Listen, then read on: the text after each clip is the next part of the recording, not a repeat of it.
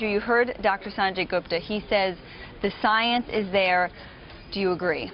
Well, I think that the science is probably there. I don't think it's been proven definitively. Part of the problem has been that there's no randomized clinical trials to demonstrate that, and part of that problem is that it's a Class 1 substance, which I think is wrong. Class 1 substance means that the DEA says there's no medical value.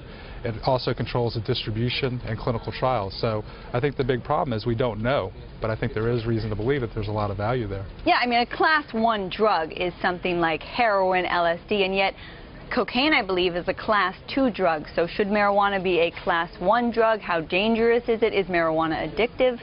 Well, I think that it's how you define addictive.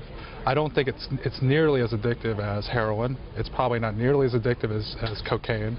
It's probably in the same addictive qualities as like Valium, which is like a Class 4.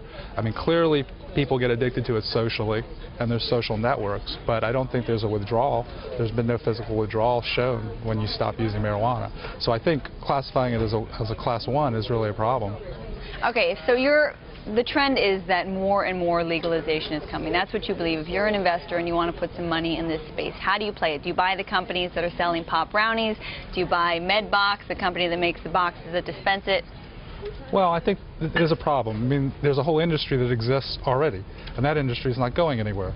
I mean, they haven't been able to shut it down for years. So there's an illegitimate industry out there that's going to limit the pricing for the actual product.